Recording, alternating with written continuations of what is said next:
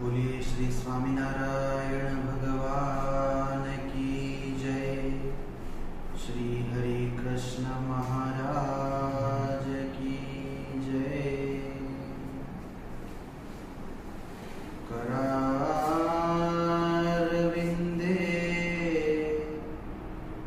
न पदारविंदम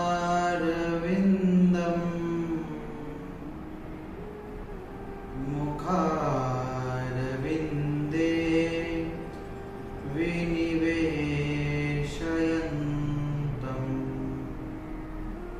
वटस्य पत्रस्य पुटे शयानम्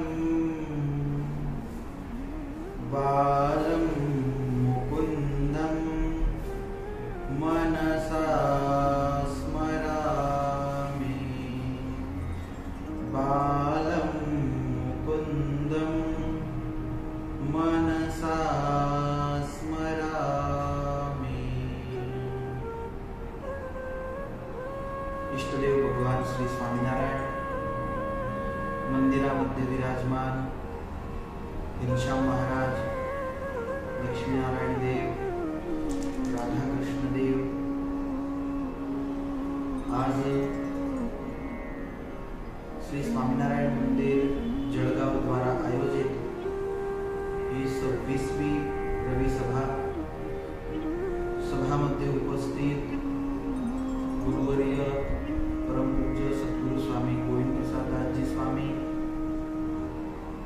ज्यांच्या मार्गदर्शनाने अशी सुंदर सभाचा आपण आयोजन करीत असतो, असे परमपूज्य सद्गुरु शास्त्री पुरुषोत्तम प्रकाश दासजी स्वामी लाईव्ह श्रवण करून राहिलेले सर्व भगवंताचे प्रेमी हरिभक्त सर्वांना प्रेमाने जय श्री स्वामीनारायण।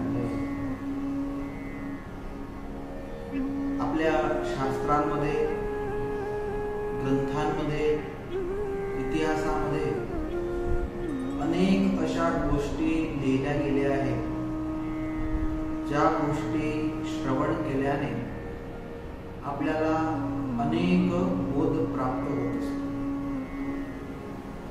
आपल्या जीवनामध्ये जे लहान मोठे प्रश्न असले ते सर्व प्रश्न ह्या कथांच्या माध्यमातून सुटत असतात। त्याचे उत्तर आपल्याला कथा श्रवण करून आपोआप मिळत असतात। आज दरेकांच्या जीवनामध्ये स्वतःच्या कार्यशैली अनुसार लहान मोठे प्रश्न आहेत। वरती खूप सुखी असला, पैसे संपत्ती असली त्याचे काही अलग प्रश्न असतात, आणि गरीब असला त्याचे काही अलग प्रश्न असतात। गरीबाला असं असतं की संध्याकाळी कशा प्रकारे भोजन भेटेल, आणि पैशावाल्यांना असं असतं की जे खाल्लंय ते कशा प्रकारे पचेल। सर्वांना लहान मोठे प्रश्न। जाडा असला त्याला असतं की पतला कसा होईल, आणि पतला असतो त्याला कसं असतं की कोणती दवा खाल्ल्याने जाडा होईल। ते सर्वांचे लहान मोठे प्रश्न तर असतातच। ते सर्व प्रश्न आपल्याला या सर्व कथांच्या माध्यमातून ते आपले सॉल्व्ह होत असतात। समाधान आपल्याला जीवनामध्ये या कथांच्या माध्यमातून प्राप्त होत असतं। आज मनुष्याचा सर्वात मोठा प्रश्न काय माहितीये? सर्वात मोठा प्रॉब्लेम त्याच्या जीवनामध्ये एकच आहे। आपण जर कोणाला म्हणा की का हो मंदिरामध्ये येत जा, रवी सभाला या, का हो एकादशीला दर्शन करायला या, काय म्हणतो माणूस? नाही, मग कुठे आहे? आता नवीन अजून एक कारण आहे, लॉकडाऊन आहे, कसं यावं? पण गावामध्ये 10 फेऱ्या आपल्याला मारता येतात, पण आपण भगवंताच्या कार्यासाठी किंवा भगवंताचे दर्शन घेण्यासाठी एवढा टाइम काढू शकत नाही। अमुक म्हणतात ना की मंदिर तर खूप लांब आहे। आपल्या गावांमध्ये गावाच्या मध्यभागी मंदिर आहे, तरी किती जाता? म्हणजे मोजके लोक जाणार आहे। म्हणजे तशी एक गोडी निर्माण होणं, आपल्यात जर गोडी असली ना तर मनुष्य चालत इथून हिमालयापर्यंत जातो, त्याला ते काही दूर वाटत स्वित्झर्लंडचा माणूस होता, त्याचा तुम्ही लगभग खूप व्हायरल झाला व्हिडिओ.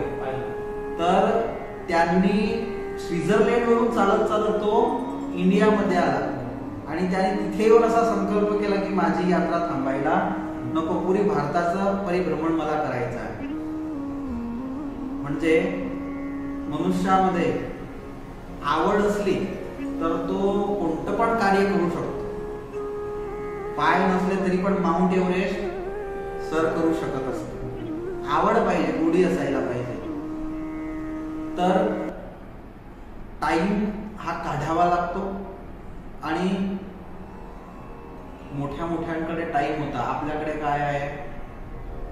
वचनामृतामध्ये अमरीश राजाची गोष्ट येते. भगवान स्वामीनारायण म्हणतात की अमरीश राजाकडे एवढं मोठं राज्य होतं की त्यांच्या राज्यामध्ये कधीही सूर्य मावळत नव्हता. म्हणजे इथे जर रात्र झाली तर अमेरिकामध्ये तर दिवसच आहे, बरोबर. आपल्याकडे जर रात्र असली तर ऑस्ट्रेलियामध्ये दिवस आहे. म्हणजे एवढं मोठं राज्य होतं की कुठे सूर्य मावळत, कुठे कुठेतरी सूर्य असायचाच. एवढं मोठं राज्य असून सुद्धा पण आत्मनिवेदी असे जे अमरीश राजा होते, स्वतः भगवंतासाठी पुष्प घ्यायला जायचे, स्वतः भगवंतासाठी जळ घ्यायला जायचे, स्वतः तुलसीपत्र घ्यायला जायचे, स्वतः भगवंताचा नैवेद्य स्वतःच्या हाताने बनवत होते. केव्हापर्यंत माहितीये? ब्रह्ममुहूर्तामध्ये उठायचे, सूर्य डोक्यावरती येईल तोपर्यंत हे सर्व सेवा स्वतः अमरीश राजा. एवढं मोठं राज्य असून सुद्धा पण एवढा टाइम भेटतो. आपलं किती मोठं राज्य आहे सांगा बरं. किती गाव आहे तुमच्याकडे? काहीच नाही आहे, लहानसं आपलं घर आहे, तरी पण आपल्याला टाइम भेटत. अमरीश राजाला भेटतो आणि आपल्याला भेटत नाही. किती मोठा हे विडंबना आहे. आज तशीच कथा मी तुम्हाला सांगणार आहे. ज्या माणसांचा हमेशा प्रश्न असतो की आम्हाला तर टाइमच भेटत नाही, आम्हाला भगवंताचं भजन आम्हाला यायची तर खूप इच्छा असते पण आम्हाला टाइम भेटत नाही, तर त्यांच्यासाठी आजची कथा आहे. म्हणून आज खूप बोधदायक कथा आहे. अनेक राजा महाराजा झाले, राणी झाल्या, जे मोठ्या मोठ्या राज्यांचे अधिपती होते, तरी पण कशा प्रकारे त्यांनी भगवंताचं भजन केलं. आपण मीराबाईंचा प्रसंग ऐकला आहे. मेवाडच्या महाराणी होत्या, तरी पण सर्व राणी होत्या, सर्व सोडलं आणि भगवंताचं भजन केलं. 1 करोड काम सोडावे आणि भगवंताचं भजन करावं असं शास्त्रांमध्ये लिहिलं आहे. त्याच प्रकारे स्वामीनारायण संप्रदायामध्ये अशा अनेक मीराबाई होत्या. अशा अनेक मीराबाई होत्या की ज्यांनी हे सर्व सोडलं आणि भगवंताचं भजन केलं. आपल्याकडे कमी असून सुद्धा पण सुधत नाही. यांच्याकडे मोठे मोठे राज्य होते, हे सर्व सोडून भगवंताचं भजन केलं.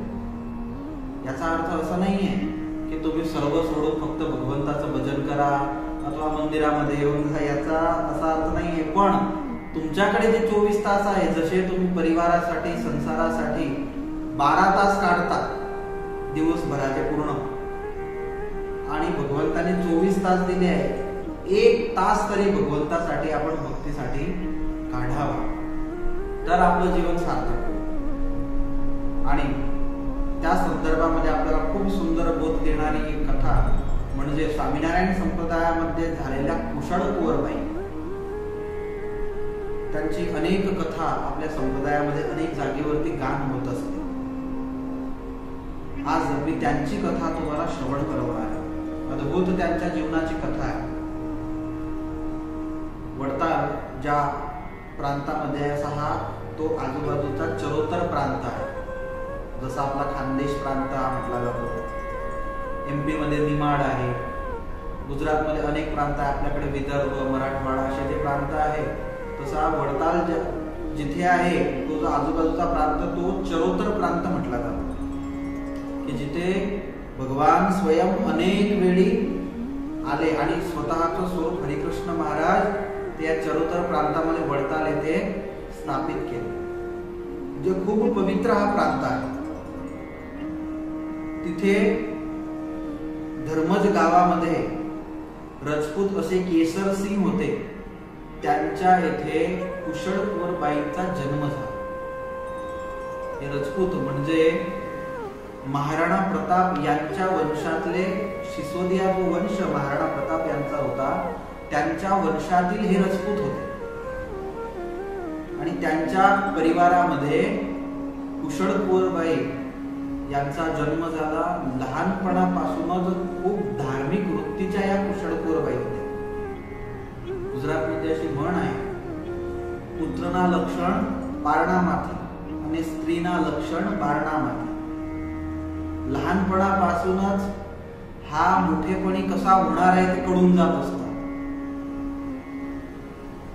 या म्हणचा अर्थ असा आहे की पुत्र पाळण्यामध्ये असला, लहान असला 5 वर्षापर्यंत, तेव्हाच आपल्याला अंदाज येऊन जातो की हा मोठा होईल, मोठा होऊन कसा होणार आहे. तुम्ही त्याला मंदिरात घेऊन आणा, भगवंताकडे पाया योग्य संस्कार द्या, तर मग त्याच्यामध्ये योग्य संस्कार येत असतात आणि ते संस्कार तुम्हाला तुमची सेवा करण्यामध्ये त्याला तत्पर करत असतात. बाकी मग तर घे चॉकलेट, चाल फिरायला जाऊ, आणि त्याच्याकडे तर टाइमच नाहीये मंदिरात यायचा, एवढे त्याचे क्लास, शाळा आहे. ते बाहेरचं ज्ञान तर भेटणारच आहे, पण आध्यात्मिक ज्ञान देणं पण खूप गरजेचं आहे. आता दुसरा आहे की स्त्रीना लक्षण बारणा माती. लग्न झाल्यानंतर स्त्री जेव्हा घरामध्ये प्रवेश करते तर आपले जुने पूर्वज असं म्हणायचे, गुजरातमध्ये असं म्हणायचे की तिच्या चालण्यावरून कळून जायचं की आपल्या घरामध्ये कशी राहणार आहे. म्हणून ह्या ज्या कुशळकुंवरबाई होत्या लहानपणापासूनच यांचं जीवन ते धार्मिकता पूर्ण होतं. भगवंताचं भजन करायचे हमेशा आणि भगवान कसे प्रसन्न होतील त्याचा हमेशा उपाय करत राहायचे. आणि पूर्वीचा समय आपल्याला माहिती आहे की लहानपणीच लग्न करून टाकत होते. आणि त्यांचं लग्न वलसाड, वापी वलसाड तुम्हाला माहिती आहे, वापी वलसाड जिल्ह्यामध्ये तिथे धरमपूर तालुक्यामध्ये यांचं लग्न करण्यात आलं. पतींचं नाव होतं सोमदेव. हे जे सोमदेव होते यांच्यासोबत जेव्हा कुशळकुंवरबाई यांचं लग्न झालं तर लहान वय होतं. धीरे धीरे धीरे धीरे 21 वर्षाचे झाले. एक त्यांना पुत्र झाला ज्यांचं नाव रूपदेव ठेवण्यात आलं. अजून 21 वर्षाचेच होते आणि दोघी पण धार्मिक होते. म्हणजे दोघही सोबत भगवंताचं भजन भक्ती करत असायचे. पण जीवनाचा एक नियम आहे, कधी सुख कधी दुःख, आणि दुःखानंतर सुख, सुखानंतर दुःख, हा एक जीवनाचा क्रम आहे. हा संसार हा कसा आहे तर अनेक वेळी मी उदाहरण देत असतो की आपण उंटावरती बसले असलो तर उंट कसा चालतो, एक सारखा चालतो का? नाही, कधी खालती होतो, कधी वरती होतो, खालती होतो, वरती होतो. तसा हा संसार आहे. कधी सुख येतं तर कधी दुःख येतं. सुखामध्ये आपण जसे प्रसन्न राहत असतो, आनंदित राहत असतो, तर दुःख पण सहन करायलाच पाहिजे, कारण की हा क्रम आहे. म्हणून यांच्या जीवनामध्ये असं दुःख आलं की 21 वर्षाच्या कुशळकुंवरबाई असताना त्यांचे पती सोमदेव होते ते इसवी सन 1787 सालीच वारले. रूपदेव होते ते खूप लहान होते. कुशळकुंवरबाई अजून 21 वर्षाच्या आहे. आता संपूर्ण जे धरमपूर होतं, राज्य होतं, त्या धरमपूरचे 500 गाव होते आजूबाजूचे. आणि या धरमपूर तालुक्यामध्ये जे राज्य होतं त्यामध्ये भिल वस्ती जास्त होती. आता एवढं मोठं राज्य, त्याचं व्यवस्थित संतुलन ठेवणं कठीण होतं. तरी पण या ज्या कुशळकुंवरबाई होत्या त्यांनी राज्यकारभार स्वतःच्या हातामध्ये घेतला आणि घ्यावाच लागेल, कारण की पती वारले, कोणी मागे नव्हतं, पुत्र अजून लहान आहे. आता राज्य कारभार करू लागले, खूप कुशलतापूर्ण कार्य करत होते. धीरे धीरे धीरे धीरे रूपदेव होते ते मोठे झाले आणि यांनी मोठे होता बरोबर रूपदेवा यांना राज्य दिलं आणि स्वतः भगवंताचं भजन करू लागले. किती समजण्यासारखी गोष्ट आहे. त्यांना कळालं की रूपदेव मोठे झाले, आता त्यांना देऊन टाकायला पाहिजे. आपल्या भारतामध्ये आपण म्हणतो की पूर्ण विश्वामध्ये सर्वात जास्त युवा पिढी ते भारतामध्ये आहे. मग काय प्रॉब्लेम आहे का आपण सक्सेस नाही होत? त्याचं कारण आहे की आपल्यापर्यंत जोपर्यंत व्यवहार येतो तोपर्यंत तर आपण म्हातारे होऊन गेलो असतो. कारण ते एक वय झालं म्हणजे मुलांना सर्व काही द्यायला पाहिजे. कारण की त्याच्यामध्ये जे शक्ती पॉवर आहे, जे कुतूहलता आहे ते 50 वर्षापर्यंतच राहणार आहे. नंतर थंड होणार आहे सर्व. जो उत्साह असतो तो उत्साह त्याचा युवानीमध्ये असतो आणि ते जर आपण त्याला योग्य दिशा देऊन ते कार्य नाही करू दिलं तर मग तो जीवनात काही सक्सेस होणार नाही. त्यालाही वाटतं की आहे ना मग आपले वडील. म्हणून हे जे रूपदेव होते यांना राज्य दिलं आणि कुशळ कुंवरबाई कोणत्याही प्रकारचं विघ्न न करता आणि भगवंताचं भजन भक्ती ते करू लागले. आता धीरे धीरे समयावरती समय जातो. रूपदेवचं लग्न करण्यात आलं, त्यांना एक पुत्र झाला. त्या पुत्राचं नाव विजयदेव ठेवण्यात आलं. आणि मी सांगितलं त्या प्रकारे सुख दुःख चालूच राहतात आणि रूपदेव पण वारले. तर रूपदेव वारले, विजयदेव अजून खूप लहान होते. म्हणजे पुन्हा राज्य करण्याची जिम्मेदारी कोणावरती आली? कुशळ कुंवरबाईवरती आली. पण राज्य करता करता पण ते भगवंताचं भजन करायचे. भगवंताचं भजन सोडलं नाही. आणि या रूपदेवांचं मृत्यू इसवी सन 1807 साली झालं. आणि त्यानंतर कुशळ कुंवरबाई यांनी खूप वर्षांपर्यंत राज्य केलं. जोपर्यंत विजयदेव लहान होते तोपर्यंत राज्य करावंच लागणार होतं. तरी पण दैवी जीव होता. संपत्ती मिळाल्यानंतर 2 काम होतात. आमचे गुरुजी हमेशा एक गोष्ट सांगायचे की तुम्ही कशी आहात ते केव्हा कळतं? इथे माझ्या खालती तुम्ही दबाणमध्ये राहतात, मी ध्यान ठेवणार आहे म्हणून तुम्ही व्यवस्थित राहतात. पण तुम्हाला 10,000 रुपये देण्यात आले आणि सांगितलं की तुम्हाला जिथे जायचंय तिथे जा, नंतर तुम्ही जे काही करसाल तो तुमचा स्वभाव आहे. म्हणजे संपत्ती आल्यानंतर पण जो धार्मिक स्वभाव ठेवणं, म्हणजे धार्मिक वृत्ती ठेवणी, दैवी वृत्ती ठेवणी ती खूप कठीण आहे. पण याकडे दैवी वृत्तीच्या त्याच्या मागे कारण आहे. ह्या ज्या कुशळ कुंवरबाई होत्या यांच्या पूर्वजन्माची एक अशी कथा आहे की या कुशळ कुंवरबाई पूर्वी सोलंकी जो परिवार होता त्या सोलंकी वाघेला परिवारामध्ये या राणी होत्या. वाघेला परिवारांचं हजारो वर्षांपर्यंत पूर्वी राज्य होतं गुजरातमध्ये. तर त्या टाइमाला यांचं नाव लालबा होतं आणि यांनी अनेक सामाजिक कार्य केले होते. कुशळ कुंवरबाईंचा पूर्वजन्म सांगतोय मी तुम्हाला. आणि अनेक असे सामाजिक कार्य केले की जेणेकरून त्या टाइमाला या खूप प्रसिद्ध झाल्या होत्या. आणि प्रजाजनांनी यांचे धार्मिक कार्य पाहून, सामाजिक कार्य पाहून यांना रुडाबाई असं नाव दिलं. रुडा म्हणजे चांगले कार्य जे करण्यामध्ये हमेशा तत्पर आहे अशा बाई, रुडाबाई ज्यांचं नाव होतं. त्यांनी अहमदाबादच्या बाजूला अडालज करून एक गाव आहे, त्या गावाला खूप प्रसिद्ध आज गुजरातच्या इतिहासामध्ये पाय विहीर आहे. ते पाय विहीरचं हजारो वर्षापूर्वी काम केलं होतं. भगवान स्वामीनारायण 200 वर्षापूर्वी तिथे आले. भगवंतांनी स्नान केलं, स्नान करून बाहेर निघत होते आणि त्या टाइमाला तिथे बाहेर पाय विहीरच्या बाहेर एक शिलालेख लिहिला होता. भगवान स्वामीनारायण समोर एक झाड दिसत होतं, त्या झाडाखाली जाऊन बसले. निष्कुळानंद स्वामींना सांगितलं की स्वामी तिथे शिलालेख लिहिलाय, जाऊन वाचून या काय लिहिलंय त्यावरती. निष्कुळानंद स्वामी आले, तिथे शिलालेख लिहिला होता, वाचलं तर त्यावरती लिहिलं आहे. येऊन भगवान स्वामीनारायणला म्हणतात, प्रभू त्या शिलालेख मध्ये असं लिहिलं आहे की ही जी पाय विहीर आहे जे रुडाबाई होत्या त्यांनी बनवली आहे. त्यांनी असं लिहिलंय की ही पाय विहीर मी माझ्या यश कीर्तीसाठी बनवली नाही. माझ्या हृदयाचा एक शुद्ध असा भाव आहे की भविष्यामध्ये भगवंताचे कोणी संत किंवा भगवान इथे येतील, इथे स्नान करतील आणि माझं जीवन ते सार्थक होईल. भगवान स्वामीनारायण म्हणतात असं आहे. चला, आणि भगवान स्वामीनारायणांनी पुन्हा सर्व संत हरिभक्त सहित स्नान त्या अडालतच्या पाय विहीरमध्ये केले. भगवान स्वामीनारायण 2 वेळा त्या विहिरीमध्ये जाऊन स्नान केलं.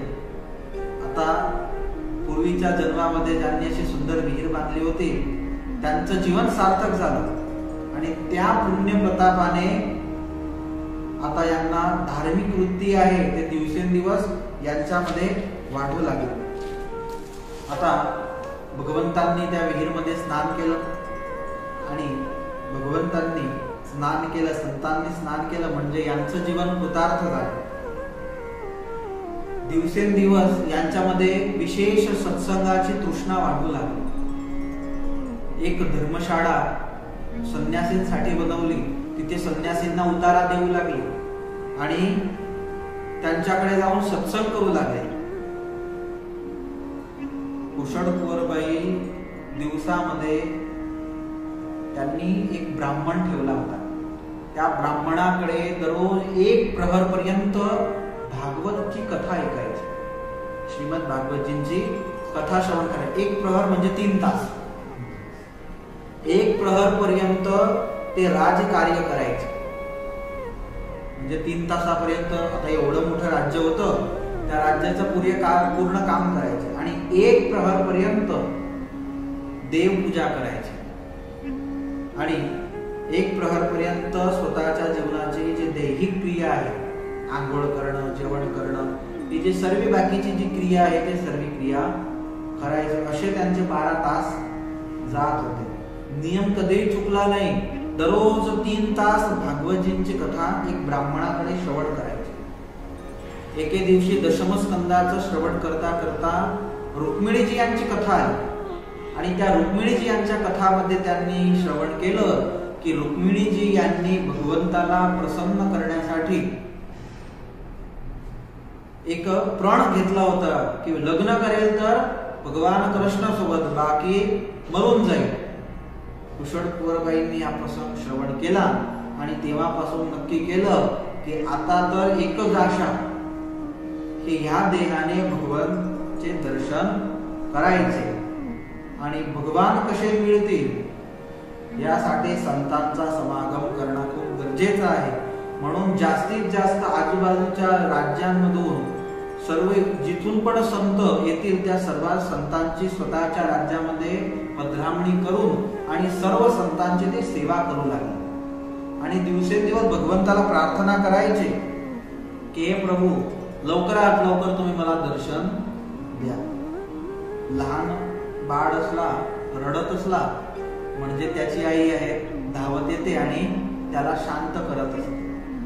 त्याच प्रकारे लहान बाळाचं रुदन ऐकून आई जशी आकर्षित होत असते, भगवंताचा भक्त असला त्याची प्रार्थना श्रवण करून भगवान पण त्याच प्रकारे आकर्षित होत असतात आणि भगवान त्यांचा संकल्प समजून गेले. असा खरा भक्त आहे. माझे भक्त एवढं करत आहे माझ्या दर्शनासाठी, आता नक्की मला त्यांना दर्शन द्यावं लागेल. डायरेक्ट काही भगवान जाणार नव्हते. आधी मी कोण आहे ते समजावं लागेल. म्हणून भगवंतांनी जो स्वतःच्या हृदयातला संकल्प होता तो संकल्प तिथे चैतन्यानंद स्वामी करून होते, त्यांच्या हृदयामध्ये तो प्रवेश होता आणि त्या चैतन्यानंद स्वामी काहीतरी असा प्रसंग घडला. चैतन्यानंद स्वामी यांना अभिमान आला आणि त्या अभिमानामध्ये त्यांनी भगवान स्वामीनारायण यांचा त्याग केला आणि भगवान स्वामीनारायण यांचा त्याग करून तिथून निघून गेले आणि निघून धरमपूरला आले. धरमपूरला आता धर्मशाळामध्ये थांबले आहेत. सर्व संत तिथे बसायचे, समागम करायचे. आता कुशळ कुंवरबाई यांचा असा नियम होता की कुशळ कुंवरबाई दररोज त्या धर्मशाळामध्ये जे सदाव्रत चालायचं तिथे येऊन सर्व संतांना पाया पडत असायचे. आता दररोजच्या नियमाप्रमाणे तिथे येऊन पाया पडू लागले. चैतन्यानंद स्वामी बसले होते. चैतन्यानंद स्वामींना पाया पडायला जातात. त्या टाइमाला चैतन्यानंद स्वामी मागेशी खसून गेले. चैतन्यानंद स्वामी म्हणतात मला पाया पडायचं नाही, मी भगवान स्वामीनारायण यांचा भक्त आहे, मला पाया पडायच्या नाही, दुरूनच वंदन करा. कुशळ कुंवरबाईंना खूप आश्चर्य झालं की आजपर्यंत खूप संत पाहिले पण असे संत पाहिले नाही. आणि तेव्हा तर कुशळ कुंवरबाई काही बोलल्या नाही, पण त्यांच्याविषयी त्यांचं मन आकर्षित झालं की असे संत.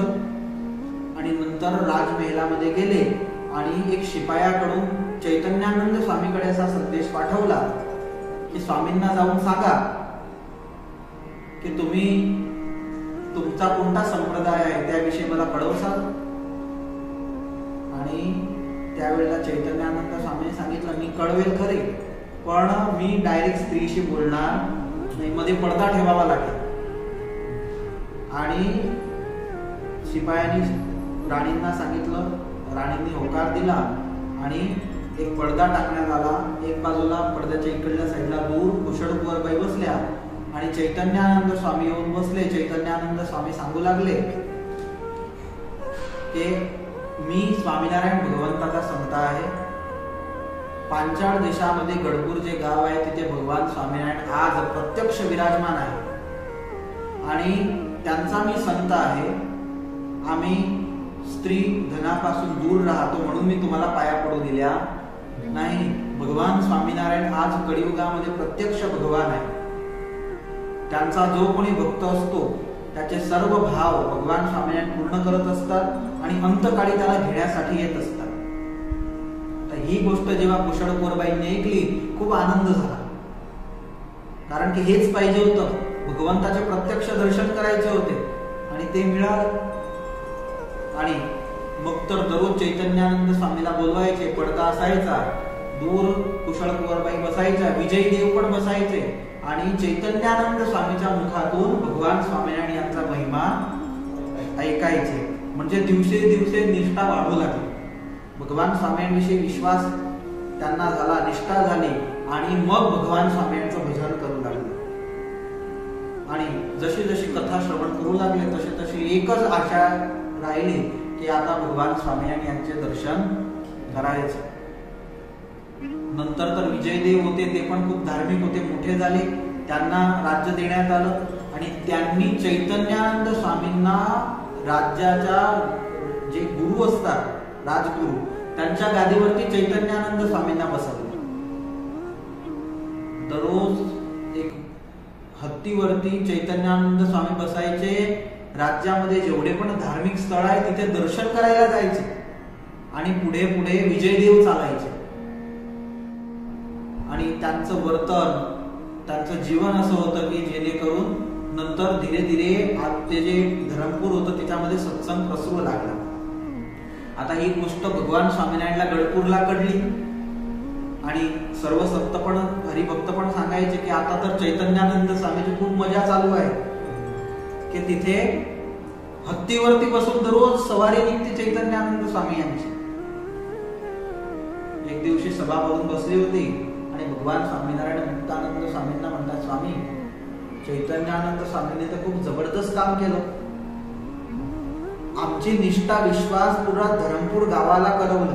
500 गावांची जी राणी आहे तिला आमची निष्ठा झाली. खूप मोठं काम केलं पण ते चिखलामध्ये फसून गेले आहे. त्यांनी आमची निष्ठा तर करवली पण ते आता राजथाटमध्ये पडले आहे. म्हणून मुक्तानंद स्वामी तुम्हाला जावं लागेल, कारण हत्ती जर चिखलामध्ये फसला असला तर त्याला काढण्यासाठी दुसरा हत्तीच बोलावं लागतं. म्हणून तुम्हाला जावं लागेल. मुक्तानंद स्वामी तयार झाले. मुक्तानंद स्वामी संतांना घेऊन धरमपूर गावाला आले आणि बराबर त्याच समयी धरमपूरमध्ये चैतन्यानंद स्वामी यांची सवारी निघाली होती. हत्तीवरती चैतन्यानंद स्वामी बसले आहे. विजयदेव सर्व पूर्ण नगर चैतन्यानंद स्वामीचं दर्शन करीत आहे आणि चैतन्यानंद स्वामीची नजर पडली मुक्तानंद स्वामीवरती आणि मुक्तानंद स्वामीला पाहता चैतन्यानंद स्वामींनी हत्तीवरती उतरून आणि तिथे मुक्तानंद स्वामींना दंडवत केले. सर्व अचंब्यामध्ये पडले. आपले गुरु चैतन्यानंद स्वामी कोणाला दंडवत करताय? त्या टाइमला चैतन्यानंद स्वामी म्हणतात हे मुक्तानंद स्वामी आहे. ज्यांना मी गुरु मानतो असे भगवान स्वामीनारायण, ते भगवान स्वामीनारायण पण या मुक्तानंद स्वामींना गुरु म्हणतात. एवढे मोठे संत आहे. कुशळ कुंवरबाई होत्या, विजयदेव होते, त्यांना खूप आनंद झाला. त्यांनी प्रार्थना केली की स्वामींना पण तुम्ही आमच्या राजमहालामध्ये घेऊन आणा. आणि मुक्तानंद स्वामींना पण राजमहालामध्ये घेऊन आले. मग तर मुक्तानंद स्वामी दररोज कथा करायचे आणि कुशळ कुंवरबाई आणि विजयदेव सर्व प्रजाजन सर्व प्रधान होते ते श्रवण करायचे. मग तर पक्की निष्ठा झाली सर्वांच्या हृदयामध्ये. आणि शेवटी मुक्तानंद स्वामी म्हणतात की आता आम्हाला जावं लागेल. कुशळ कुंवरबाई म्हणतात की तुम्ही जा, पण आमच्या वतीने भगवंताला एवढी नक्की प्रार्थना करता की लवकरात लवकर धरमपूर येऊन आमच्या राज्याला तुम्ही पावन करा आणि कुशळ कुंवरबाई विजयदेव यांना तुम्ही पवित्र पावन करा. खूप त्यांची इच्छा आहे. आणि त्यांनी एक डब्बा दिला, ज्या डब्यामध्ये काहीतरी वस्तू होत्या आणि सांगितलं की भगवान स्वामीनारायण यांना आमच्याकडून भेट द्या. मुक्तानंद स्वामींनी होकार दिला आणि जे चैतन्यानंद स्वामी होते त्यांना एकांतामध्ये बोलवलं. स्वामींना म्हणतात स्वामी तुमच्यावरती भगवान स्वामीनारायण खूप प्रसन्न आहे की तुम्ही या कुशळ कुंवरबाई आणि पूर्ण राज्याला सत्संगी केलं. पण स्वामी तुम्ही ह्या राज्य वैभवामध्ये फसू नका. आपल्याला भगवान स्वामीनारायण मिळाले, मग हे धरमपूरचं राज्य समृद्धी काय आहे? हे सर्व सोडा आणि चला, भगवान स्वामीनारायण तुम्हाला याद करीत आहे, तुमची गडपूरमध्ये वाट बघित आहे. आणि चैतन्यानंद स्वामींना लाईट झाली की आपण काय करायला आलो होतो आणि काय करतोय, इथे आपल्याला फसायचं नाही. आणि चैतन्यानंद स्वामी पण मुक्तानंद स्वामी सोबत गडपूरला आले. भगवान स्वामीनारायण सभा करून बसले आहे. दोघे संत येऊन दंडवत करू लागले.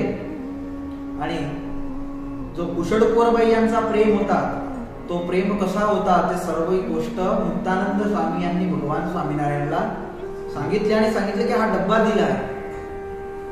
आणि भगवान स्वामीनारायणनी तो डब्बा उघडून बघितला तर त्यामध्ये तांदूळ होते. आणि ते तांदूळ कसे होते माहितीये? मुक्तानंद स्वामींनी सांगितलं प्रभू हे तांदूळ म्हणजे जे साड असते ते स्वतः कुशळ कुंवरबाई फोडून आणि एक एक तांदूळ एकत्र करायचे. आणि असा तो तांदूळ होता की त्याची अणी तुटली नव्हती. अणीदार सर्वेचे सर्व तांदूळ होते, एक पण खंडित नव्हता. आणि भगवान स्वामीनारायण यांनी तेव्हा जे तांदूळ बघितले आणि बघितलं की एक पण खंडित नाही आहे. आणि ते तांदूळ पाहून कसा प्रेम कुशळ कुंवरबाईला आमचा विषय आहे तर त्यांना भगवान स्वामीनारायण यांना कळालं. आणि मुक्तानंद स्वामींनी सांगितलं की त्यांना खूप तुमच्या दर्शनाची अभिलाषा आहे, तुम्ही लवकर जाऊन त्यांना दर्शन द्या. भगवान स्वामीनारायण म्हणतात की लवकरात लवकर जाऊ. आणि भगवान स्वामीनारायण थोड्या दिवसानंतर निघाले धरमपूरला जाण्यासाठी. आणि सुरत होऊन भगवान स्वामीनारायण धरमपूरला आले. आणि जेव्हा भगवान स्वामीनारायण धरमपूरला येणार आहे, पूर्ण राज्याला सजवण्यात आलं. एक हत्तीवरती भगवान स्वामीनारायण यांची सवारी धरमपूरमध्ये काढली आणि राजमहालामध्ये आणून भगवान स्वामीनारायण अनेक संत आहे सोबत, त्या सर्व संतांना राजमहालामध्ये राहण्याचा उतारा दिला. आणि सर्व संत भगवान राजमहालामध्ये राहू लागले. अनेक दिवसांपर्यंत राहिले. भगवान स्वामीनारायण सभा करून बसायचे. अनेक संत होते, गवैया संत होते, सुंदर गान करायचे, सुंदर कथा वार्ता व्हायची. आणि अनेक वर्षांची जी इच्छा होती कुशळ कुंवरबाईंची भगवंताच्या दर्शनाची, ते दररोज दर्शन करून करून पवित्र झाले. भगवान स्वामीनारायण यांनी वचनामृतामध्ये कुशळ कुंवरबाईवर असं लिहिलं की दर्शन करण्याची पद्धती कुशळ कुंवरबाई सारखी शिकावी. ती आमच्या दर्शन करतात. कशा करतात माहितीये? समोर दर्शन करतात आणि ते दर्शन आहे ते अंतरामध्ये तसेच उतारतात. आपण काय करतो, दर्शन करतो. तुम्ही दर्शन करून उतरा म्हणजे तुम्हाला विचारा की भगवंतांनी कोणते कपडे घातले होते, तर मग आपल्याला प्रश्न पडतो लाल घातले होते की पिवळे घातले होते. तर कुशळकुंवरबाई यांच्याकडून दर्शन करण्याची पद्धती, जसे समोर दर्शन केले तशीच मूर्ती अंतरामध्ये पण उतारली. तर दर्शन करून करून खूप तृप्त झाल्या कुशळकुंवरबाई. आणि भगवान स्वामीनारायण यांना सर्व समृद्धी दाखवली. धन समृद्धी तर खूप होती धरमपूर राज्यामध्ये. अश्वशाळा, गजशाळा सर्व दाखवली आणि भगवंताला सांगितलं की आता हे सर्व तुमचं आहे, तुम्ही इथेच थांबा आणि माझं राज्य तुमचं. भगवान म्हणतात बघा आम्ही तर संत आहे म्हणे, आम्हाला याची काही गरज नाही. हे धन संपत्ती तुम्ही सर्व आहे ते प्रजाच्या कल्याणासाठी वापरा, आम्हाला याची काहीच गरज नाहीये.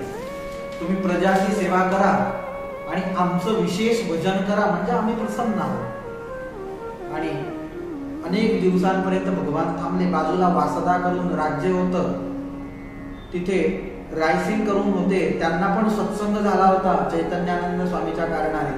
त्यांनी पण भगवान स्वामीनारायणला स्वतःच्या राज्यामध्ये बोलवलं. तिथे पण खूप मोठी सवारी निघाली. भगवान स्वामीनारायण तिथून निघून डबल धरमपूरला आले. अनेक दिवसांपर्यंत राहिले. भगवान स्वामीनारायण अनेक वेळी जाण्याचा प्रयत्न करायचे पण कुशळकुंवरबाई त्यांना थांबवून ठेवायचे. भगवान स्वामीनारायण खूप त्यांना समजवलं, जाण्यासाठी तयार झाले. कुशळकुंवरबाई म्हणतात प्रभू माझ्यासाठी जे काही आज्ञा असेल तेच तुम्ही सांगा, तुम्ही म्हणसाल तसं मी करेन, पण तुमच्याशिवाय मी राहू शकणार नाही, तुम्ही थांबा. भगवान म्हणतात की आम्हाला अनेक जीवांना पावन करायचे आहे, इथे आम्ही एक जागेवर थांबू शकणार नाही. बस तुम्ही आता एक काम करा, हे सर्व सोडा आणि भगवंताचं जास्तीत जास्त भजन करा, आमच्या मूर्तीमध्ये कायम तुमचं मन राहू द्या.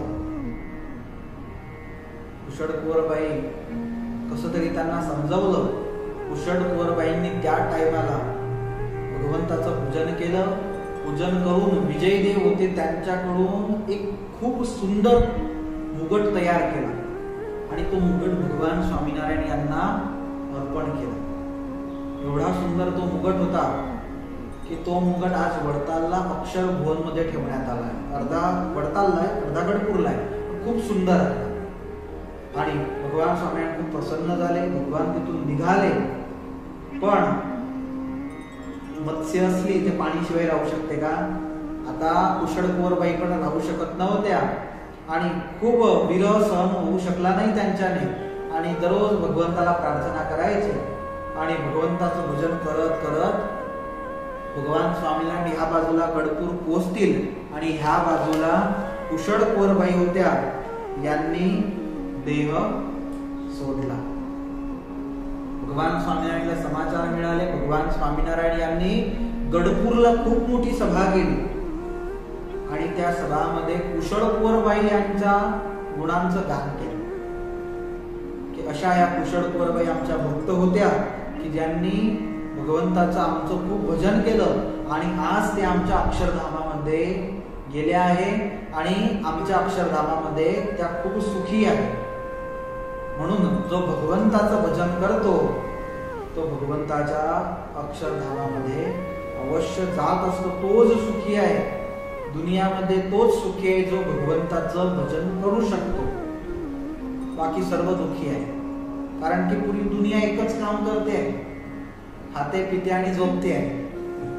प्राणी पण तेच करताय, मनुष्य पण तेच करताय. सुखी तोच आहे आणि समजदार तोच आहे, बुद्धिशाली तोच आहे की जो भगवंताचं भजन करून घेतो. असं नाही की एक खट्टे भजन करा. भगवंतांनी जो दिवस दिलाय त्या दिवसातून अर्धा तास, 1 तास काढा. दररोज 5 माळा करा. 5 करत असले तर 11 करा.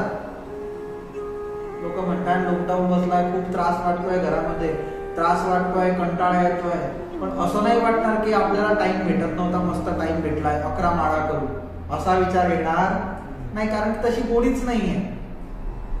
कंटाळा येतो, पूर्ण दिवस टीव्ही पाहून पाहून पण त्रास वाटतो, पण असं नाही होणार की पुरा दिवस टीव्ही पाहतोय तर 1 तास कथा ऐक, आणखी कथा ऐकता झोप लागते, पण IPL पाहता झोप लागत नाही. तिथे मजा येते. दिवसाच्या 2 मॅच असल्या तरी पण ऐकेल सोडायची नाही. पण 1 तासाची कथा ऐकता जांभोळ्या येतात, झोप लागते. तर मग आपण आपला तपास करावा की आपण कसे आहोत. मग आपण म्हणतो की आम्ही एवढं भजन करतो, आम्ही तर भगवान स्वामींचे भक्त, आम्हाला का काही भगवान मदत करत नाही, मग का आम्हाला आमची रक्षा करत नाही. मग हे आपले आहेत. मी असे लोक पाहिले आहेत की ज्या लोकांचे जीवन पूर्ण निरर्थक गेले, ज्यांनी धन संपत्ती असून सुद्धा, त्यांच्याकडे टाइम असून सुद्धा ते भगवंताचं भजन करू शकले नाही. एवढंच नाही, परंपरेपासून स्वामीनारायण भगवंताचा भक्त पण स्वतःच्या जीवनामध्ये दिवाळी आणि अमुक जे कार्यप्रसंग असतात त्याच्याशिवाय ते कधी मंदिरात आले नाही. असे निघून गेले सर्व. काय करायचं असं जीवन मिळालं आहे असं जसं काढायचं नाही. हे मनुष्याचा देह आहे, तो पारसमणी सारखा आहे. पारसमणीचा एक गुण आहे, तुम्ही लोखंडाला स्पर्श करवा म्हणजे लोखंड पण सोनं होत असतं. त्याच प्रकारे मनुष्याचा देह आहे. या देहाने आपण जे आपल्याला प्राप्त करायचं आहे ते आपण करू शकतो. लोक काय प्राप्त करतात? जास्तीत जास्त धन संपत्ती एकत्र व्हायला पाहिजे, म्हातारपणी दुःख नाही यायला पाहिजे. पण हे तर पुरी दुनिया करते. कोण पाहिलंय म्हातारपण कोरोनामध्ये? म्हणून भगवंताचं भजन जेवढं होईल तेवढं जास्तीत जास्त करावं. भक्त चिंतामणीमध्ये असं लिहिलं आहे की जो जास्त भजन करतो त्याच्यापासून हे रोग न ते सर्व दूर होत असतात. आपल्या शास्त्रामध्ये असं लिहिलं आहे की आपल्या शरीरावरती 3.5 करोड रोम आहे. रोमच म्हणतात ना, हे जे रोम आहे 3.5 करोड आहे. आणि 3.5 करोड एक रोम मध्ये 2 रोग आहे. किती? भगवंताची खूप मोठी आपल्यावरती कृपा आहे की आपल्याला ते रोग होत. बाकी 3.5 गुण्या 2 म्हणजे 7 करोड रोग आहे. एक आलाय तरी पण आपण पागल सारखे झालो आहे. भगवंताची किती मोठी आपल्यावरती कृपा आहे की हे सर्व दाबून ठेवलंय भगवंतांनी.